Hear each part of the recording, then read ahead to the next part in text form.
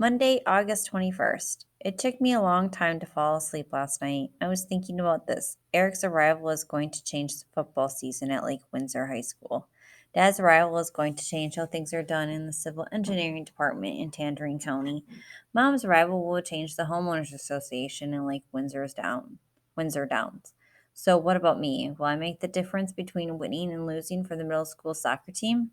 I have the sense that great things are expected of us here. Dad calls this a booming area, but it's no Houston. It's not even a Huntsville. It's like we're major leaguers who've been sent down to a minor league city for a while. We're expected to do great things here and then move back up to the big leagues. I got down to breakfast just as Dad was leaving. He was halfway out the door, and he did not look happy.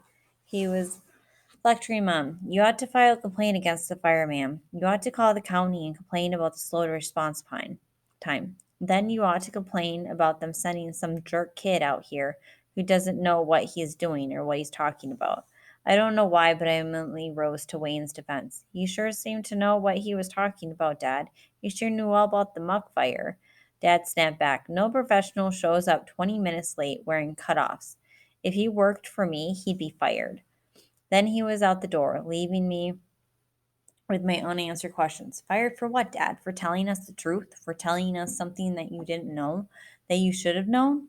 But after breakfast, I joined Mom in one of the guest bedrooms. We'd taken up on the job of unpacking the boxes. We had already worked our way through the great room, the living room, and the dining room. Shade and storage space, Mom said, are the two things that you do not get in Florida. People pack up their northern homes with their attics and basements and tiny upstairs rooms that nobody ever uses. And they move into these Florida homes that are as wide open as cathedrals. All the house space down here is devoted to air and light, nothing to storage. Mom had, of course, anticipated this problem before the movers came. We had set aside everything that we would not use on a regular basis in Florida. All of these items are now stacked in a climate controlled storage space just west of here, out on Route 22. We probably have as much stuff out there as we do here in the house, including most of Mom's antiques, which just aren't Florida. It occurred to me as we unpacked the things that are Florida that Mom might actually hate moving here. But of course, she will never tell me about it. Just like she never have told Grandma and Grandpa about hating any of those moves of her childhood. Mom would never waste her time complaining, just like she never wastes her time worrying about the past. Later in the afternoon, we drove up Route 89, past new developments with new walls and guardhouses, past a long row of high tension wires to the adjoining campuses of Lake Windsor High School and Lake Windsor Middle School. All the way there, we seemed to be riding side by side with black storm clouds. Hope we get in before the rain starts, Mom muttered as we turned at Seagull Way into the enormous blacktop parking lot of the campus. We drove past the long, windowless two-story high school and around the football stadium to the middle school. The middle school office is located in a one-story building that looks like the younger brother of the high school building. Made it inside just as the first bolts of lightning cracked around us. When Mom gave my name to the secretary, I looked through a glass door at a field full of small wooden stacks. They take up most of the space between the main building and the steel bleachers of the high school football stadium. I wonder who gets put into those stacks, I said, turning toward Mom. She was now standing with a tall, thin woman with jet black hair. The woman eyed me coldly and said, all 7th and 8th graders are in portable classrooms. The main building is for 6th graders only. Mom did not look pleased. The woman continued, I'm Mrs. Gates. I'm the principal here at Lake Windsor Middle School. Mom extended her hand. I'm Caroline Fisher. This is my son, Paul. Hello, Paul, she said. What can I tell you folks about Lake Windsor Middle? We were hoping to see exactly where Paul will be going next week. He has problems with his eyesight. He's legally blind, so we're hoping to make a dry run today. Mrs. Gates looked hard at my glasses. She seemed to be trying to think of a way out of this, but she finally said, I see. All right, let's take a quick tour. Mrs. Gates and Mom took off at a fast walk. I followed slowly, angry at Mom for calling attention to my eyesight. She wanted a tour of the place because she's nosy and wants to see everything for herself. It wasn't because I can't see, because I can. I can see just fine. We call this the building, Mrs. Gates explained. It contains the main office, the cafeteria, the library, and the sixth grade classrooms. Don't you have an auditorium? Mom asked. The cafeteria doubles as the auditorium. What about a gym? When we need it, we use the high school's gymnasium. But where do you have your PE classes? Oh, we always have physical education outdoors on one of our fields. And when it rains, then we have it indoors in the classrooms. Surely they don't do jumping jacks in those wooden portables. No, on a rainy day, the PE teachers will most likely concentrate on our parts of our curriculum, such as healthcare or good nutrition. We were outside now, facing the portables. There must be 40 of them, all connected by a system of wooden walkways. The kind of boardwalks you see at the beach, only these stretch over some sick looking grass and a lot of brown dirt. Mrs. Gates was speaking rapidly. Each portable is, of course, air conditioned. As you can see, all of the buildings on our campus are grounded with lightning rods for afternoon storms. Mom eyed the field with alarm. How would you ever know if there were some emergency out there? Mrs. Gates turned to her and asked, like what? I froze. Even I could hear the annoyance in that voice. Mom locked eyes in her with her. Does it really matter? Like what? Do I really have to provide you with an example of what constitutes an emergency? Mrs. Gates retreated. No, of course not. Each portable is connected to the main office by a telephone and a public address system, and each has its own pull alarm in case of fire. We all stared at the crisscross of wooden walkways until Mrs. Gates asked, what brings your family to Tangerine? My husband's job. He's the new deputy director of civil engineering for the county. I see. Large drops of rain started to fall around us, so we headed back inside. Mom prompted me. Paul, do you have any questions? Yes. Do you have a soccer team? We do. We have an excellent soccer program. A boys team and a girls team. We play against all the schools in this area. Are you a soccer fan? I'm a soccer player, I corrected her. I play goalie. We're now back at the main office. Mrs. Gates led us through into her private office. Mrs. Fisher, I'd like you to fill out an IEP for Paul, an individualized education plan. Being vision impaired, Paul is entitled to take part of our IEP program. Basically, we identify Paul's situation, set specific goals for him to achieve, and note any special needs he might have. Mom started to read the form. I stepped outside to show that I wanted no part of the conversation. I spotted a glass trophy case and went to check it out. The biggest trophy was for last year's boys soccer team. It said first place Tangerine County Sports Commission. Mom came out of the office briskly. We ran through the cold rain to the car. Once we were inside and belted up, she said, so, what do you think of Lake Windsor Middle School? I don't know, I mumbled, staring out the window. We drove back past the field of portables, but Mom suddenly hit the brakes. Look at that, she cried. The field was now completely flooded like a rice paddy. The brown water had risen to within inches of the wooden walkways. We both shook our heads in disbelief. Then I decided to answer a question about the school. I guess if they have a decent soccer team, I'll let them slide about not having indoor classrooms and not having a gym.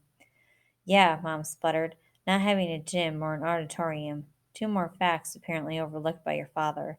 And what am I supposed to do? Send you to school every day in rain gear with an umbrella? Mom would never say it, but I bet we were thinking the same thing. What else has Dad overlooked about Tangerine?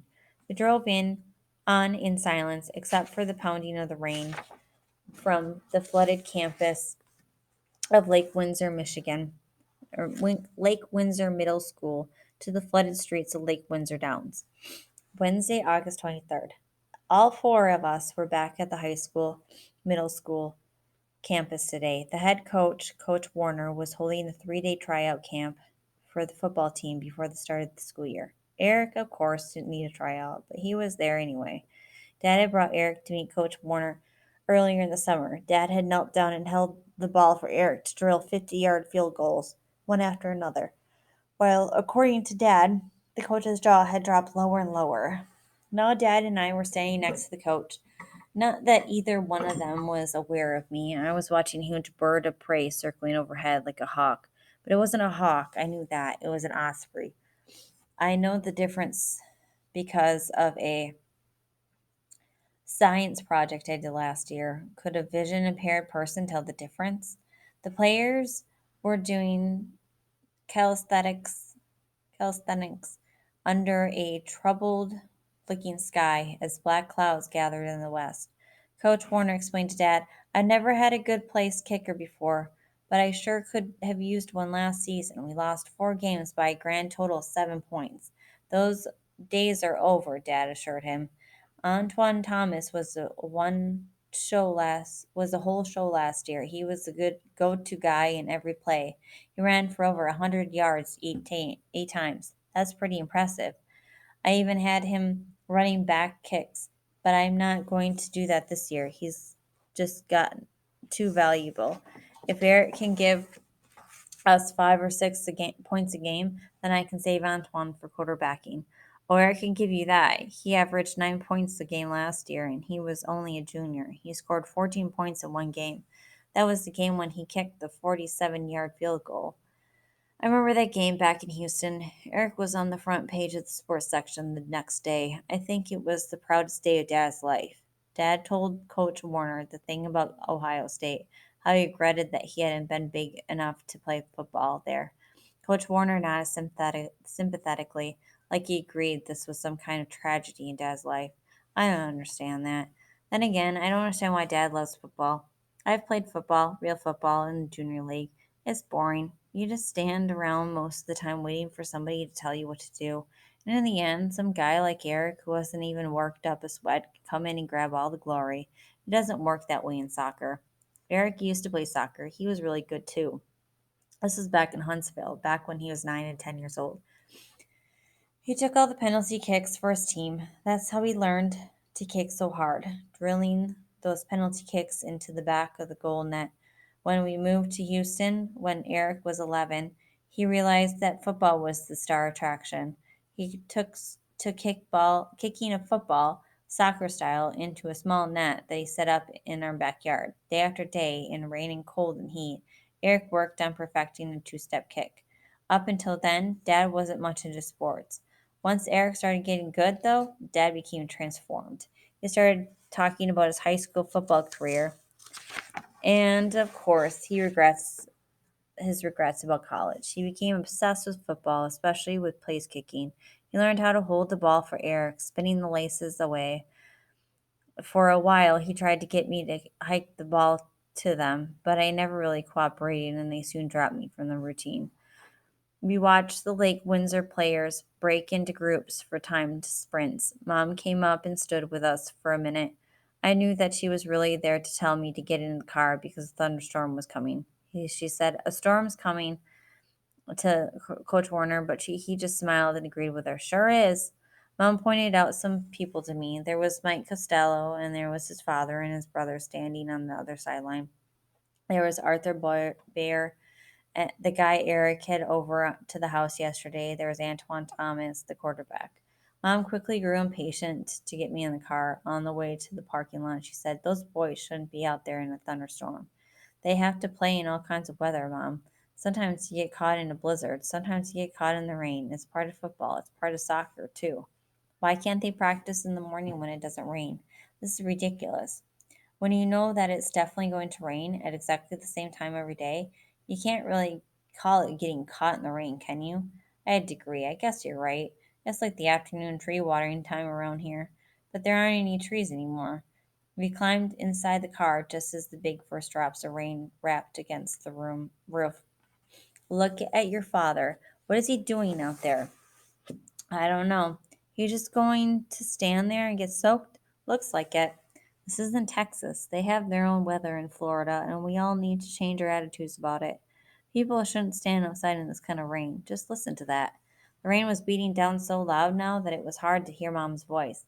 I sat thinking for a minute and then hollered, "I bet the people who used to live here, the people who grew the tangerines, were really happy with this weather. That's why they were here, right? To grow tangerines." "Do you mean it's nice weather here if you're a duck?" "Yeah, or a tangerine. But now it's all upside down, you know. It's all messed up. The rain clouds show up every day, just like they're supposed to, but There aren't any tangerine trees, just people, and the people have no use for the rain clouds, so the clouds go around looking for all the tangerine trees. They can't find them. They get mad. And start thundering and lightning and dumping the rain on us. I had the feeling Mom knew that I was what I was talking about, but all she would say is, "Clouds don't get mad, Paul." We sat in the beating rain noise for a few minutes, then it abruptly stopped, like some annoying little kid had stopped banging on a pan. The sun came out and the steam heat rose up around us. Great, Mom muttered. Now it's sauna time. You need to lighten up, Mom. Oh, is that right? You're the one getting attacked by disappointed rain cows. Why don't you lighten up? Mom looked in the rearview mirror and added, Look, soccer players. I turned around, and sure enough, behind the field of portables was a small group heading toward the middle school soccer field. That's Mike Costello's brother in front. His name's Joey. Go ahead, Paul. Catch up to them. Teach them a few things. Yeah, maybe I will. I hopped out and followed the group. There were four guys ahead of me kicking a ball around. I walked up and stood right in the goal. Joey Costello said something like, Hey, how's it going? And kicked one at me. Then the other three kids fanned out in a semicircle in front of the goal. I caught Joey's kick and rolled the ball out to the next guy so he could take a shot. I caught his kick, rolled it to the next guy, and so on. They weren't very good. Not one of them seemed to know how to kick. They didn't drive the ball with their insteps. They just stubbed it with their toes. I had no trouble stopping everything they kicked at me. I never did hear the names of the other guys, but when they got tired of playing, we walked back together toward the football field playing parking lot. Joey said, Are you coming out for the Lake Windsor team? Oh, yeah, I'll be there. You gonna play goalie? Yeah. How about you? Fullback, I guess. I played some goalie last year, but I never got into a game. When are tryouts? I don't know, Joey turned to the other guys. When are tryouts? Anybody heard? Everybody shook their heads and said no. Joey said, Listen to the morning announcements. They'll tell you when. All right, I said. I'll catch you guys later. The four of them continued toward the other side of the field, still stubbing the ball along the ground ahead of them. I saw that Mom and Dad were waiting at the car, so I hustled over there. I said, Where's Eric? He's getting a ride home with Arthur Bayer. Dad answered. How did your playing go? Mom asked. No sweat, I said as we rode back. I thought about how easy it was and how easy it was going to be. If Joey was the best they could do for a goaltender, then I already had the job. I wonder if he had changed his mind about playing goal again after watching me today. I wouldn't doubt it. I wonder if he saw that a major leaguer was here to play a season or two in the minors.